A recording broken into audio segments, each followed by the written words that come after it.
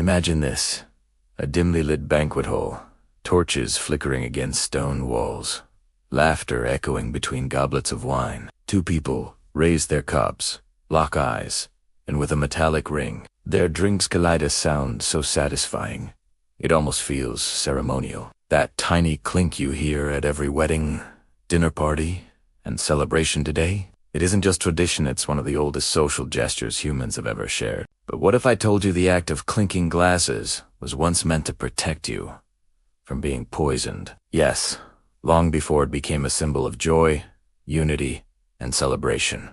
The toast was an act of defense. Let's rewind time to ancient Greece, where wine was more than just a drink, it was a sacred symbol of trust. In those days, political alliances and personal rivalries often ended in treachery, and poisoning your rival's cup was a disturbingly common tactic. So, when hosts invited guests to drink, they often poured from the same jug to show the wine was safe. Some historians believe the tradition of clinking cups together came from this practice. By smashing goblets just enough to make the liquid splash between them, both drinks would mingle, proving neither was poisoned. If you dared to clink, you were showing absolute trust. The ancient Greeks called it a pact of Siphiand. They raised their cups to the gods. Dionysus, the god of wine and revelry, was believed to bless those who drank together in harmony. A toast was not just about pleasure, it was a sacred vow of friendship, a recognition that every shared sip was both a risk and a reward. Drinking alone was suspicious. Drinking together was divine. As the ritual spread to Rome, it evolved into something grander. The Romans elevated nearly everything into ceremony, and the act of toasting became a performance of loyalty and power. The Latin word toastum meant to scorch or to roast, and that S where the word toast itself originated. Back then, it referred to a literal piece of charred bread dropped into wine. The bread would absorb the wine's acidity and flavor, making the drink smoother. But it wasn't just culinary offering.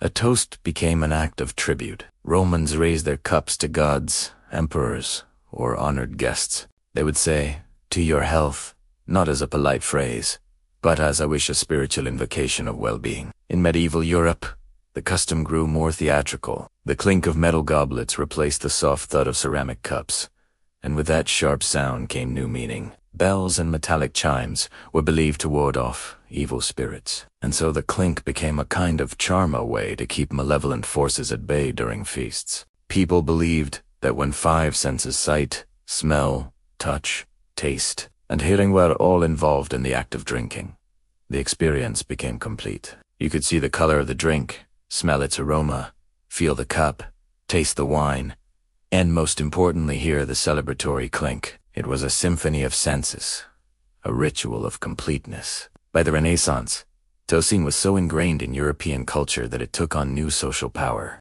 Nobles would make elaborate speeches before raising their goblets, offering well wishes to royalty or honored guests. But like any social ritual, it also had its darker edges. In the courts of kings and dukes, to refuse a toast was seen as an insult to challenge. Some even took it to dangerous extremes, drinking until they collapsed to prove loyalty. In England, the phrase "drinking to someone's health" became both a blessing and a competition. The practice of adding literal toast to drinks persisted through the 17th century. A piece of spiced bread would float in the wine bowl, absorbing flavor, and the final sip, the toast, was often given to the person being honored. A famous anecdote tells of a beautiful woman in Bath, England, whose admirers would drink from the same spa waters where she bathed. One gentleman dropped a piece of toast into his glass, declaring that he would drink to the lady's health, and thus the term toast officially stuck as the name of the ritual. By the 18th and 19th centuries, the toast had become a refined art.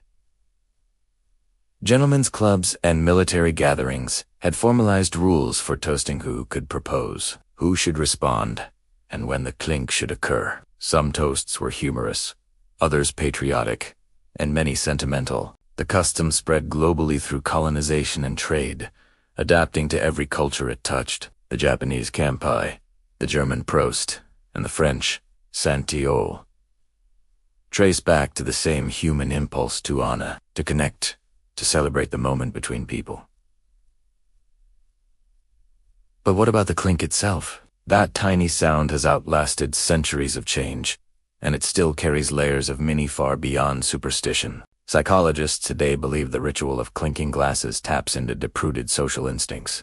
The sound, the eye contact, and the synchronized movement all release oxytocin, the hormone associated with bonding and trust. It's the same chemical that strengthens relationships and group unity. When people clink glasses, they unconsciously affirm, "We're together in this moment." It's a miniature ceremony of equality. Everyone raises their glass to the same level, regardless of status. Interestingly, there are cultures where clinking isn't encouraged. In Japan, for instance, it's polite to avoid letting glasses actually touch too hard, especially when drinking with superiors.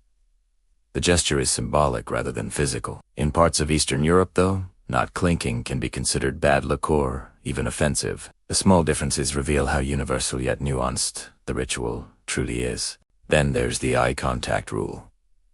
Ever notice how people insist you make eye contact while clinking glasses? That tradition traces back to medieval Europe again, where avoiding someone else's gaze during a toast was seen as suspicious, a possible sign of deceit.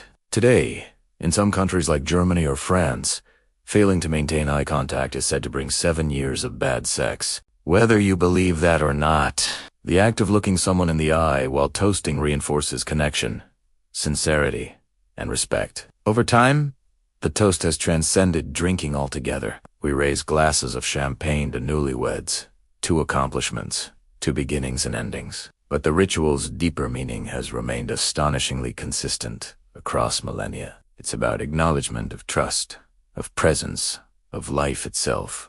When you clink your glass with someone else's, you are recreating an ancient act of unity that stretches back to the dawn of civilization. Even in modern psychology, rituals like this are seen as crucial to human bonding. Studies show that synchronized gestures like clinking glasses, cheering, or singing enhance feelings of togetherness. It's why we toast at weddings, team victories, and even funerals.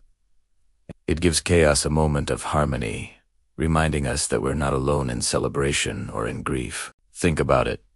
Every time you hear that sharp, satisfying clink, you're hearing echoes of ancient banquets, Roman feasts, medieval taverns, and candlelit salons. That single sound carries thousands of years of human culture, the noise of trust, joy, and shared survival. So the next time you raise your glass, pause for just a heartbeat. You're not just participating in a social custom, you're connecting with humanity as old as instinct.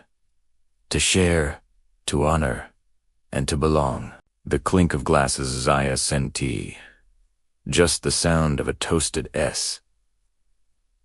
The sound of civilization itself, ringing softly across the ages.